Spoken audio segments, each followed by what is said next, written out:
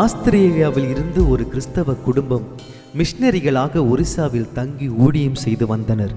அவர்கள் தங்களால் இயன்ற அளவு குஷ்டரோகிகளுக்கும் சமுதாயத்தில் துச்சமாய் எண்ணப்பட்டவர்களுக்கும் நடுவில் இருந்து கிறிஸ்துவின் அன்பை வெளிப்படுத்தி அங்கு அவர்கள் மத்தியில் 34 வருடங்களாக ஊழியம் செய்து வந்தனர். அவர்கள் கிரகாம் ஸ்டெயின் மற்றும் அவரது மனைவி கிளாடிஸ் ஸ்டெயின் ஆவார். அவர்களுக்கு ஒரு மகளும் 2 மகன்களும் இருந்தனர்.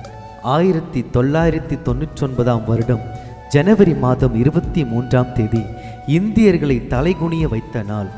கிரகாம் ஸ்டெயின் தன் மகன்கள் பிலிப் மற்றும் தீமோத்தேயு அவர்களோடு ஒரிசாவில் இருந்த காட்டில் தங்கள் ஊழியத்தை முடித்து இரவில் தங்கள் ஜீப்பில் உறங்கிக் கொண்டிருந்த போது ஒரு 50 பேர் அடங்கிய அரக்கர் கூட்டம் ஒன்றும் அறியாத ஆடுகளைப் போன்று உறங்கிக் கொண்டிருந்த அந்த களங்கமில்லாத மூவர் இருந்த ஜீப்பின் மேல் கெரோசினை ஊற்றி தீ கொளுத்தியது.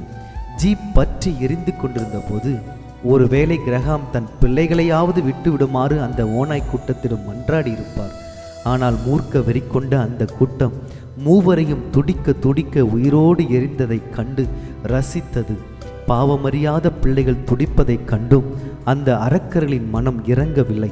அப்போது கிரகாம் தன் பிள்ளைகளை தன் மார்போடு அணைத்தவராக அந்நாளில் அம்மூவரும் கர்த்தருக்கென்று இரத்த சாட்சிகளாக மரித்தார்கள். கிரகாம் மிகவும் தாழ்மை உள்ளவராக, அற்புதமானவராக, மற்றவர்களுடைய குறைவுகளை கேட்டு அதை தீர்த்து வைப்பவராக, விசுவாச வீரனாக, தேவனுடைய மனிதனாக வாழ்ந்து வந்தார்.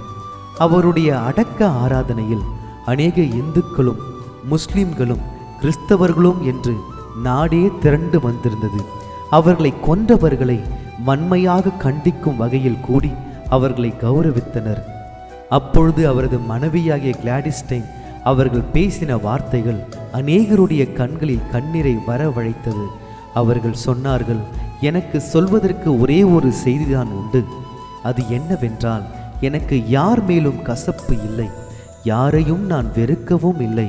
எனக்கு ஒரே ஒரு பாரம்தான் உண்டு. அது இந்நாட்டின் ஒவ்வொரு குடிமகனும் தங்களுக்காக தங்கள் பாவங்களுக்காக மரித்த இயேசு கிறிஸ்துவின் அன்பை உணர வேண்டும். நாம் வெறுப்பை எரித்து கிறிஸ்துவின் அன்பை வெளிப்படுத்துவோம் என்று கூறி தன் கணவரையும் தன் 2 சிறிய மகன்களையும் உயிரோடு எரித்தவர்களை மன்னிக்கிறேன் என்று மன்னித்தார்களே, அங்கு அவர்கள் ரட்சிக்கப்படுகிறவர்களுக்குள்ளேயும் கெட்டு போகிறவர்களுக்குள்ளேயும் நாங்கள் தேவனுக்கு கிறிஸ்துவின் நற்கந்தமாய் இருக்கிறோம் என்று தங்களுடைய நற்கந்தத்தை வெளிப்படுத்தினார்கள். எந்த ஒரு தாயும் சொல்ல முடியாத வார்த்தைகளை அவர்கள் அன்று சொன்னார்கள். அவர்களுடைய 13 வயது நிரம்பிய மகள் எஸ்தரிடம் தகப்பனுடைய இந்த கொடூர மரணத்தை குறித்து கேட்டபொழுது அவள் சொன்னாள், தமக்காக என் தகப்பன் மரிக்கும்படி என் தேவன் அவரை தகுதியாக எண்ணினாரே, அதற்காக அவரை நான் ஸ்தோத்தரிக்கிறேன் என்றார். என்ன ஒரு விசுவாச அறைக்கூவல், என்ன ஒரு ஞானமுள்ள வார்த்தைகள்! பெற்றோரின் விசுவாசம் சிறு வயதில் இருந்தே அவருடைய இருதயத்தில் வேர்கொண்டிருப்பதை அவருடைய பேச்சின் மூலம் அறியலாம். கிறிஸ்துவுக்குள் எப்பொழுதும் எங்களை வெற்றி சிறக்க பண்ணி எல்லா இடங்களிலேயும் எங்களை கொண்டு அவரை அறிகிற அறிவின் வாசனையை வெளிப்படுத்துகிற தேவனுக்கு ஸ்தோத்திரம்.